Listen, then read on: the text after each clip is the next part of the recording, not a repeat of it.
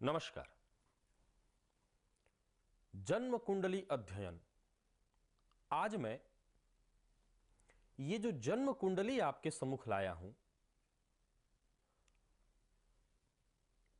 ये जन्म कुंडली आज से 2.5 वर्ष पूर्व इसी कार्यक्रम में मैंने इनकी इस जन्म कुंडली का अध्ययन आपके सम्मुख किया था। कुंडली का अध्ययन करते हुए मैंने इनके मार्केश की आपके सामने चर्चा की और उसी समय मैंने ये बात इस कार्यक्रम में कही थी कि इनकी ये जो वर्तमान महादशा चल रही है, इनकी जिंदगी को यह समाप्त कर देगी। इह लीला जो है वो समाप्त कर देगी। बताते हुए ये बहुत दुख हो रहा है, परंतु आज ये व्यक्ति हमारे बीच अब नहीं है। आप सोच रहे होंगे कि मैं ये कुंडली फिर आपके सम्मुख क्यों लाया हूं। सिर्फ इसलिए ताकि ज्योतिष पर और अगाध और अटूट श्रद्धा मैं लोगों के भीतर जागृत कर सकूं। हम प्रकृति के साथ हर दिन लुका छिपी का खेल खेलते हैं और ये सोचते हैं कि प्रकृति से हम जीत पाएंगे। मैं ज्योतिष का जब ये कार्यक्रम करता हूं तो मैं बार बार आपके सम्मुख एक बात कहता हूं कि ये ज्योतिष हमारे महर्षियों ने जो अनमोल धरोहर अपने संततियों के लिए, हम बच्चों के लिए जो छोड़ी है, उसका सिर्फ और सिर्फ एक उद्देश्य था मात्र, और वो ये कि हम अपने भविष्य के गर्भ में झांक सकें। हम उसको बदल कभी नहीं सकते, परंतु अगर हम अपने भविष्य के गर्भ में एक बार झांक भी सकें तो क्या ये कम होगा। इनकी जन्म कुंडली का अध्ययन करते हुए ही मैंने उस समय ये गणना की थी, और गणना करके केवल कार्यक्रम के दौरान ही नहीं, इनको भी मैंने आगाह किया था कि अब ये जो वक्त चल रहा है ये आपकी जान ले लेगा, क्योंकि इनकी उम्र लगभग 60 वर्ष 1 माह के आसपास हो चुकी थी। तो ये इतने छोटी अवस्था के व्यक्ति नहीं थे कि इनसे ये बात छुपाई जाती। मैंने इनसे ये बात 2-3 दफे बता दी थी। ये मुझसे लगभग 3 वर्षों से जुड़े हुए थे। जब से मैं पटना में आया था तब से शुरुआती दौर से ये मुझसे जुड़े हुए थे। काफी सात्विक प्रवृत्ति के व्यक्ति थे, और ये कारण था कि जब भी इनके पास वक्त होता, ये अपनी कुंडली को लेकर के, अपनी चिंताओं को लेकर के, अपनी समस्याओं को लेकर के बार बार मेरे पास आ जाया करते थे।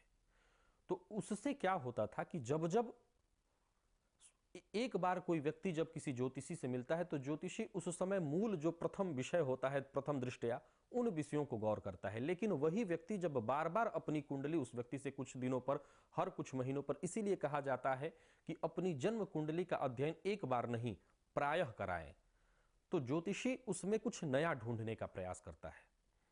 मैंने इनकी हथेली और जन्म कुंडली में चल रही महादशाओं को देखते हुए ये बात उस समय ही इनके सामने रख दी थी कि आपको जो वर्तमान में शनि की महादशा चल रही है, शनि आपके मार्केश हैं। जब हम इनकी कुंडली का एक बार पुनः आपके सम्मुख अध्ययन करेंगे तो ये बात और आपके समझ में आएगी। तो ये सारी बातें मैंने बता रखी थी कि शनि की ये महादशा चूंकि मार्केश है आपके लिए, और ये जानलेवा सिद्ध होगी। ये क्या कम है कि हम अपने जीवन काल में अगर अपने साथ होने वाली दुर्घटनाओं के बारे में कुछ हद तक जान जाएं, तो जितना हो सके अपने आप को बचाने का प्रयास तो करें ही करें। जो हमने चारों तरफ फैला करके रखा है उसको समेटने का प्रयास कर सकते हैं। अपनी जिम्मेवारियों से बहुत हद तक मुक्ति पाने का प्रयास कर सकते हैं। इनकी 2 संतानें हैं, एक कन्या और एक सुपुत्र है इनका। मैं 3 वर्ष पूर्व ही इस बात को लेकर के बार बार इनको आगाह करता था कि आप अपनी सुपुत्री का जितना जल्दी से जल्दी हो सके कहीं विवाह करिए, लेकिन उस समय ये इस विषय की गंभीरता को नहीं समझ पा रहे थे। आज अब ये हमारे बीच नहीं है और मुझे लगता है कि अपने जीवन काल में शिक्षा, खुशहाली, धन संपदा सब कुछ इन्होंने अपने बच्चों के लिए छोड़ा, परंतु अपनी बेटी का ये विवाह नहीं कर पाए। इस बात के लिए मैंने आगाह 3 वर्ष पूर्व ही करना शुरू कर दिया था इनको कि आप जितना जल्दी हो बेटी का विवाह कर दें। यहां तक कि मैंने बातों ही बातों में 2-3 बार इनको बताया भी कि ये महादशा का मध्य तक जाते जाते आपकी जान ले लेगा, आप चूकिएगा मत, विवाह कम से कम कर जाइए। कन्यादान एक अपना महादान कहलाता है, इस महादान को अवश्य आप कर जाएं। लेकिन कहते हैं ना कि हम लाख सोचें, लाख नई नई योजनाएं बनाएं, लेकिन उस परम पिता परमेश्वर, उस प्रकृति के सामने हम हमेशा पंगु हैं, हमेशा बौने हैं, हमेशा हमें उससे हारना ही होता है। क्या खूब प्रेमचंद ने कही है ये बात कि ये प्रकृति उस खिलंदड़ बच्चे की तरह है, जो बच्चे खेलने के क्रम में घरौंदा बनाते हैं और जब वो जाने लगते हैं या खेलने से, घरौंदे से उनका मन जी उब जाता है, तो पैर का प्रहार करते हैं और उस घरौंदे को तत्क्षण तोड़ देते हैं। ये प्रकृति भी कुछ वैसी ही है, उस खिलंदड़ बच्चे की तरह ही है।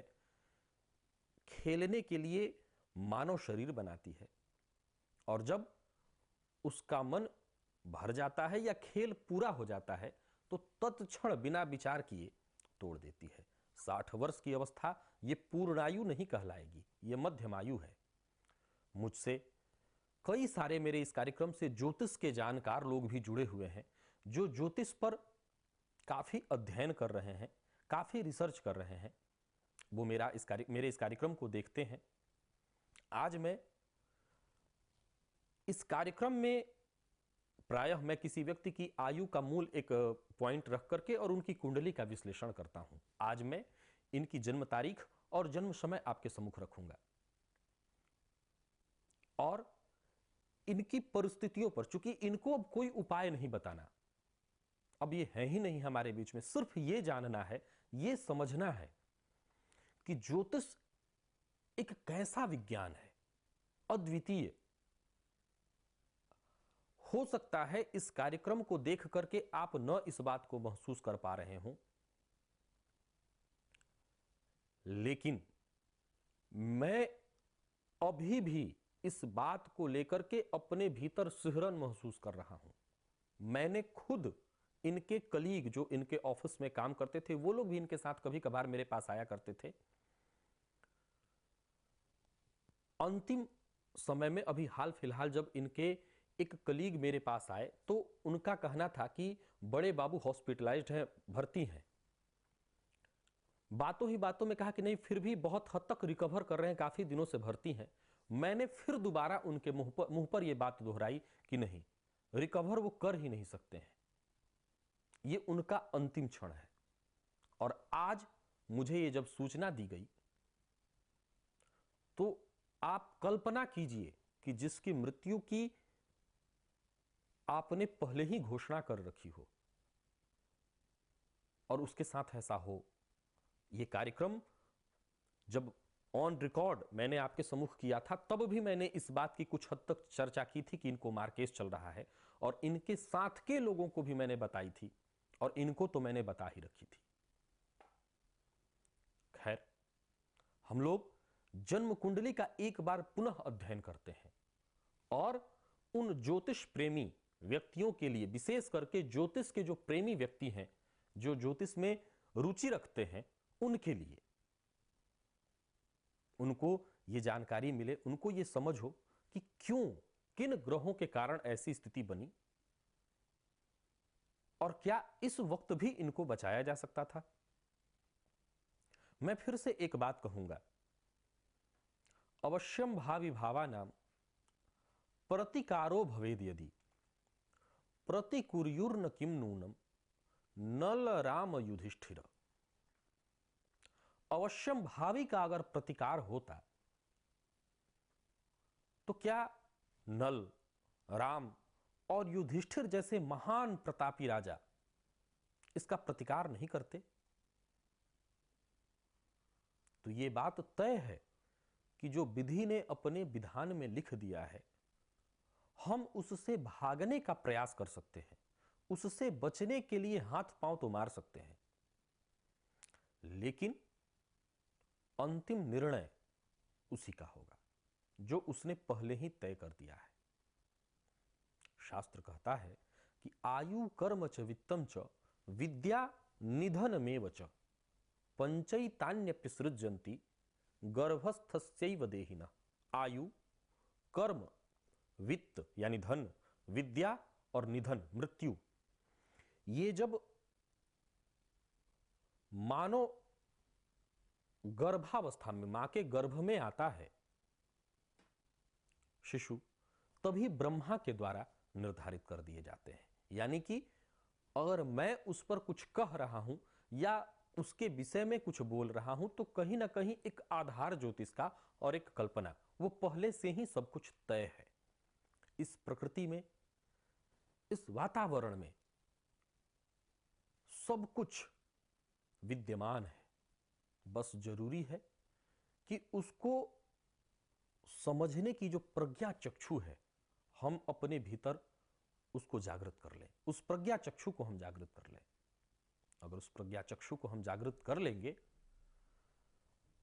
तो जो भी घटनाएं घटित हो रही हैं या घटने वाली हैं हमारे साथ, वो हमें पता चल जाएगा।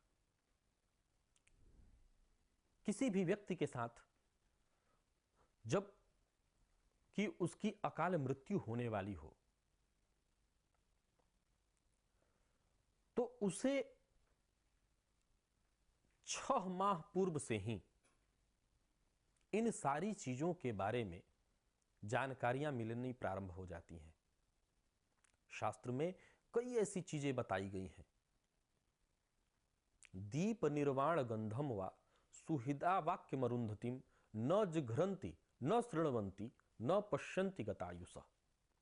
दीप निर्वाण, दीपक बूझने का गंध। जब दीप बुझाया जाए, मिट्टी का किसी भी तरह का दीपक हो, अगर घी का दिया हो या किसी प्रकार का दिया हो, जब वो बुझता है तो उसमें से एक गंध निकलती है। अगर आपको वो गंध नहीं समझ में आ रही है, गंध नहीं आ रहा है आपके समझ में, श्रवण सूंघने में, तो ये मृत्यु का लक्षण है। फिर दोनों कानों को अपने हाथ से बंद कर लीजिए और एक एकांत कमरे में बैठिए। जब आप एकांत में बैठेंगे तो अंदर से एक ध्वनि सुनाई पड़ेगी। अगर वो ध्वनि सुनाई पड़नी बंद हो जाए तो ये मृत्यु का लक्षण है। फिर मृत्यु के और भी कई लक्षण बताए गए हैं, जैसे अपनी छाया में छिद्र का दिखना। आप चल रहे हो, आपके ऊपर सूर्य की धूप पड़ रही हो और उस धूप से जो परछाई बन रही हो, अगर उसमें छिद्र दिखाई पड़े तो ये मृत्यु का प्रबल संकेत है। अपने जो हितैषी हैं, जो आपका हित चाहते हैं, अगर उनकी बातें आपको बुरी लगने लगे तो यह भी मृत्यु का प्रबल संकेत है। रावण के साथ ऐसा ही हुआ था। जो उनके हितैषी थे, वो जो कह रहे थे वो बुरा लग रहा था, तो यह प्रबल मृत्यु का लक्षण है। और साथ ही साथ न पश्यन्ति गतायुषः, ध्रुव तारा जो उत्तर दिशा में निकलता है, अगर वो दिखाई पड़ना बंद हो जाए तो यह भी मृत्यु का प्रबल सूचक है। कई एक चीजें हैं, मैंने अपने जीवन काल में कई अध्ययन मैंने किया जिनकी मृत्यु अल्पायु अवस्था में हुई। मैंने देखा कि उनकी वर्तमान की हैंडराइटिंग और 6 माह पूर्व की हैंडराइटिंग में बहुत अंतर आ गया था। उनकी इस लिखावट में बहुत अंतर आ गया था। तो ये प्रकृति हर क्षण हमें सूचना देती है। अंगों का फड़कना, स्वप्नावस्था में सब कुछ बताती है। बस जरूरत है अपने आंख खुले रखने की। अगर हम अपनी आंखें खुली रखते हैं तो निश्चित रूप से इस प्राकृतिक जो घटनाएं हैं उसको हम देख सकेंगे, उसको हम जान सकेंगे। अब बात करते हैं ज्योतिष की। मैं बार बार एक बात कहता हूं कि ज्योतिष कभी भी किसी की परिस्थितियों को बदल नहीं सकता, बदलने में सक्षम नहीं है। यह ग्रंथ, हमारे महर्षियों ने ये जो ग्रंथ बनाया, उनका उद्देश्य, आज हम इन विषयों पर रिसर्च कर रहे हैं, लेकिन वो इतने मेधावी थे, इतने ज्ञानवान थे, त्रिकालदर्शी थे कि उन लोगों ने सारी चीजों का लगभग अध्ययन, उस पर रिसर्च, नई नई खोजें, उन्होंने जो चीजें विकसित की, हम तो बस आज के वक्त में उन्हीं चीजों को ढूंढते हैं, खोजते हैं और अपनी वाहवाही लेना चाहते हैं कि हमने ये किया, जबकि ऐसा बिल्कुल नहीं है। हम उसमें लेस मात्र भी कुछ नया नहीं कर पाए हैं। हम तो बस उनके किए हुए चीज को, उनके किए हुए ज्ञान को, उनके दिए हुए ज्ञान को लेकर के अपनी वाहवाही कराते हैं। अन्यथा उन्होंने सब कुछ पहले ही ऐसा बना दिया है। ये ज्योतिष का ज्ञान भी कमोबेश वैसा ही है, हम इससे कुछ भी बदल नहीं सकते। मैं बार बार एक चीज कहता हूं कि मान लीजिए किसी व्यक्ति की कुंडली में कोई राजयोग लगा है और किसी व्यक्ति की कुंडली में कोई दुर्योग लगा है। प्रायः मेरे मुंह से भी आप सुनते होंगे कि कई एक दुर्योग है, इसकी ये शांति कराइए। लेकिन एक बात जानने की है कि किसी भी दुर्योग की शांति करा लेने से वो समाप्त नहीं हो पाएगा। जैसे मान लीजिए कि कोई व्यक्ति अगर चाहता है कि आपकी कुंडली में जो राजयोग लगा है उस राजयोग को समाप्त करा दिया जाए, तो क्या कोई ऐसा उपाय है कि राजयोगों को समाप्त करा दिया जाए? नहीं। तो फिर दुर्योगों को कैसे? दुर्योग भी समाप्त नहीं हो सकते। खैर, हम विषयांतर न हो। आज मूल उद्देश्य है कि ज्योतिष के उन प्रेमी बंधुओं को जो ज्योतिष में से प्रेम रखते हैं, ज्योतिष में रुचि रखते हैं, उनके लिए यह कार्यक्रम है। आइए हम जन्म कुंडली का इनके अध्ययन करते हैं और देखते हैं कि कौन सा ऐसा कारण था। मैं इनके जीवन को आज पुनः, ये पूरा का पूरा कार्यक्रम, मैं ये कार्यक्रम के अंत में कहने वाला था, लेकिन अभी बीच में आपके सम्मुख कहता हूं कि ये पूरा का पूरा कार्यक्रम श्रद्धांजलि के तौर पर इनके लिए मैं आज ये आपके सम्मुख रख रहा हूं। क्योंकि जब मैं पटना में नया नया आया था तब से ये मुझसे जुड़े हुए थे, और एक चूंकि उम्र आप देख ही रहे हैं, 60 वर्ष की उम्र, बच्चे की भांति मुझसे ये प्रेम भी करते थे, बहुत मुझ पर विश्वास रखते थे। तो एक श्रद्धांजलि के तौर पर आज ये मैं पूरा कार्यक्रम इन्हीं को समर्पित करने वाला हूं। तो अब आइए इनकी कुंडली का हम अध्ययन करते हैं और देखते हैं कि क्या कहती है इनकी कुंडली, स्वभाव इनका कैसा था, और जब जो मार्केस किन आधार को रख करके, किन किन आधारों को रख करके मैंने इनके मार्केस का निरूपण किया था। आप भी इस चीज को देखिए, समझिए। परिस्थितियों को अगर जोड़ा जाए, समझा जाए, तो ज्योतिष बड़ी सरलता से सारी चीजों को हमारे सम्मुख रख सकता है। अब आइए इनकी जन्म कुंडली का हम लोग अध्ययन करते हैं। ये जन्म कुंडली आपके सम्मुख है, देखिए। जो लोग रिसर्च करने वाले हैं, इनके डेट ऑफ बर्थ को भी एक बार नोट आप कर सकते हैं। 19 मार्च 1955 इनकी जन्म तारीख थी, और जन्म का जो समय था दोपहर में 2 बजे। अगर आप इस कुंडली को बनाएंगे तो ये कुंडली जो आपके सम्मुख है, कर्क लग्न की ये कुंडली है, आपके सम्मुख आएगी। सबसे पहले जो बीते दिनों मैंने इस कुंडली, इस कार्यक्रम के अंतर्गत जब मैंने ये कार्यक्रम इनके ऊपर किया था एक एपिसोड, तो उसमें मैंने इनकी परिस्थितियों का जिक्र किया था, लेकिन आज पुनः मैं उन सारी चीजों का जिक्र आपके सम्मुख करूंगा। एक अत्यंत साधारण कुल में इनका जन्म हुआ, एकदम से गरीब। भाई बहन जितने थे सबकी जिम्मेवारी उठाए, साथ ही साथ अब तक अपने छोटे भाई का ये सहयोग करते थे। जबकि इनके छोटे भाई, जाहिर सी बात है, जब इनकी उम्र 60 वर्ष की है तो वो भी लगभग 45 से 50 के आसपास के थे। अब तक जितना हो सकता था अपने भाई की मदद करते थे।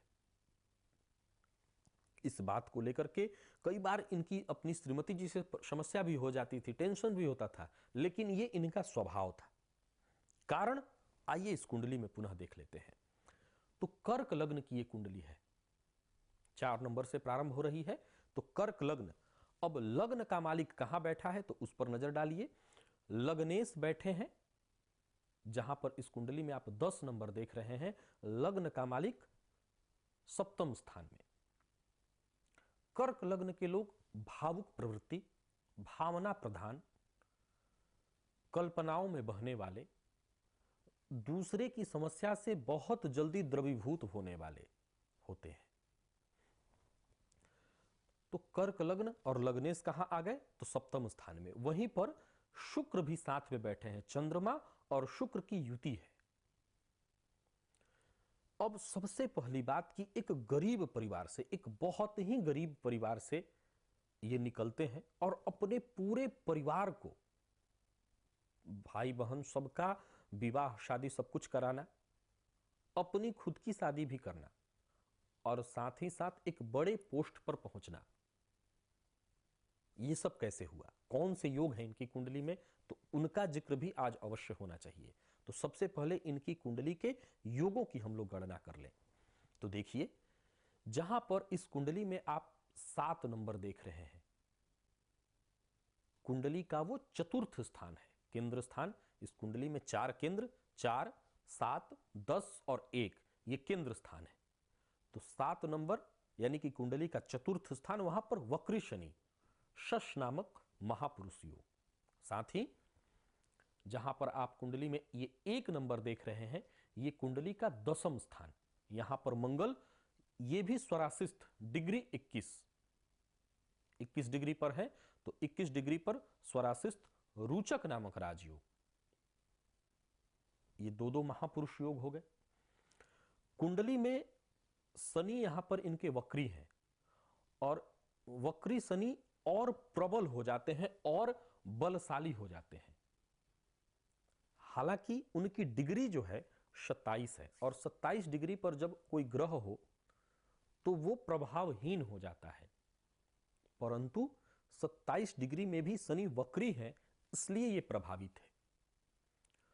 अब अपने जीवन काल में ये सबके लिए हमेशा प्रयासरत रहे, दूसरे की ही सोचते रहे, लेकिन जितना इन्होंने सुख का उपार्जन किया उस सुख को ये स्वतः नहीं भोग पाए। जितना इन्होंने सुख उपजाया, सुख बनाया, बड़े पोस्ट पर थे, अधिकार थे, तो जाहिर सी बात है कि सुख की सारी चीजें इनके पास थी, पर उस सुख को ये भोग नहीं पाए। उसके पीछे का कारण क्या था, आइए उसको भी देख लेते हैं। तो जैसा कि लग्न जो है वो कैसा है तो सौम्य है, चंद्रमा का घर है तो सौम्य हो गया। उस पर शनि की 10वीं दृष्टि, अगर आप शनि से गिनेंगे तो शनि की 10वीं दृष्टि और चंद्रमा की 4थी दृष्टि, इन दोनों पापक ग्रहों की दृष्टि लग्न पर पड़ने से ये राजभंग योग कर देता है। होता यह है कि ऐसे योग में जन्मा जातक अपने चारों तरफ सुख समृद्धि की सारी वस्तुएं इकट्ठी तो कर लेता है, परंतु उसका सुख भोग वो नहीं कर पाता। इनके साथ भी ऐसी ही लगभग स्थिति थी, ये दूसरे में ही परेशान रह गए। तो खैर, दो महापुरुष योग पहला तो हम लोगों ने देखा, अब आगे देखिए। इनकी कुंडली में भाग्य स्थान में, जहां पर आप इस कुंडली में 12 नंबर देख रहे हैं, ये कुंडली का 9वां स्थान, भाग्य स्थान है, 12 नंबर, यहीं पर सूर्य बैठे हैं। तो सूर्य बली और मंगल के बली होने से गवर्नमेंट जॉब में आए और वो भी उच्च पदस्थ अधिकारी बने। अब आते हैं सीधे इनके मार्केश पर, क्योंकि असली चर्चा का विषय मार्केश ही है इनका, जो कि मैंने पहले भी जिक्र किया था। अब उस मार्केश पर हम लोग बातचीत कर लेते हैं। जहां पर आप इस कुंडली में ये 11 नंबर देख रहे हैं, ये 11 नंबर, यही है कुंडली का मृत्यु स्थान। कुंडली में 3 मारक स्थान हमारे महर्षियों ने बताई है। पहला मारक अष्टम स्थान, दूसरा मारक द्वितीय स्थान, जहां की इस कुंडली में 5 नंबर लिखा है, ये कुंडली का द्वितीय स्थान है और ये दूसरा मारक है। और तीसरा मारक सप्तम स्थान, जहां इस कुंडली में आप ये 10 नंबर देख रहे हैं, ये कुंडली का तीसरा मारक स्थान है। अब प्रबलतम मार्केश की स्थिति पर गौर करिए तो इनको वर्तमान समय में बीते लगभग 8 वर्षों से शनि की महादशा चल रही है।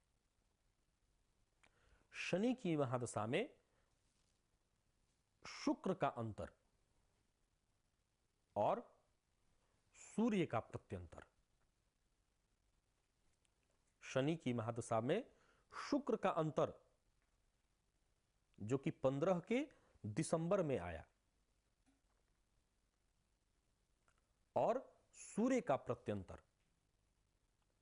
अब आइए फिर से एक बार मार्केश पर गौर कर लेते हैं। तो शनि मार्केश हुए, 5 नंबर का मतलब होता है सिंह राशि, उसके मालिक सूर्य हो गए। अब उससे पहले आ जाइए शुक्र पर। शुक्र इनकी कुंडली में चतुर्थ और एकादश दोनों भावों के मालिक हैं, परंतु कहां बैठे हैं? तो स्वतः द्वितीय मार्केश में बैठे हैं। तो मार्केश की महादशा में जो उससे कम मारक है वो द्वितीय स्थान है, तो वो प्रत्यंतर में आया, और जो सबसे कम यानी तृतीय स्थान मारक है वो मध्य में आया। शनि की महादशा में शुक्र का अंतर और सूर्य का प्रत्यंतर। शनि की जब महादशा इनको शुरू हुई थी तो ये काफी पुराना वक्त, 8 वर्ष पूर्व की बात है। मैंने जब 3 वर्ष पूर्व इनकी कुंडली का अध्ययन किया तो उस समय मैंने इनके हाथ के लक्षणों को देखा। वहां पर इनकी हृदय की जो लकीर थी, हथेली में जो हृदय की लकीर होती है, उस पर मैंने एक बहुत बड़े द्वीप का चिन्ह देखा। और उस द्वीप के चिन्ह को देख करके मैंने इस बात का जिक्र इनसे किया था कि ये हार्ट अटैक से संबंधित है और ये जानलेवा जब बनेगा तो हार्ट अटैक ही देकर के लेगा जान। तो लगभग बात वैसे ही घटित हुई। तो ये मूल कारण, जब जैसा कि मैं इनकी कुंडली को देख रहा हूं, बीते 23 तारीख को इनकी मृत्यु हुई, दिवंगत हुए ये। 60 वर्ष 1 महीना और 26 दिन, यही इनकी पूर्ण आयु रही। जितने दिनों तक ये धरा पर रहे इतनी इनकी आयु रही। अब सवाल ये उठता है कि क्या इस परिस्थिति में बचाया जा सकता था? कमोबेश इस परिस्थिति में मैं यही कहूंगा कि जिसकी आयु हो उसको बचाना तो असंभव ही है, परंतु मैंने जितना हो सकता था इनसे भगवान की आराधना कराई थी। लेकिन मैं जानता था कि चाहे कुछ भी कर लिया जाए, ये जानलेवा सिद्ध होकर के रहेगा। तो जैसा कि जो होना था वो तो हो चुका, होनी थी, और वो तय है, जो होना है वो होकर के ही रहेगा। तो ये थी इनकी जन्म कुंडली जो मैं आपके सम्मुख रखा। सारे ज्योतिष प्रेमी और भी इस पर रिसर्च करें, गहन अध्ययन करें। जितना मैंने देखना था उसको देखा, पर आप भी इस पर रिसर्च करिए। जरूरत है रिसर्च की। जब रिसर्च करेंगे तो कुछ नया इसमें से छन करके निकलेगा। पुनः आपके सम्मुख हाजिर होऊंगा किसी एक नए अध्ययन के साथ, इसी तरह के कार्यक्रम में। तब तक मुझे इजाजत दीजिए। नमस्कार।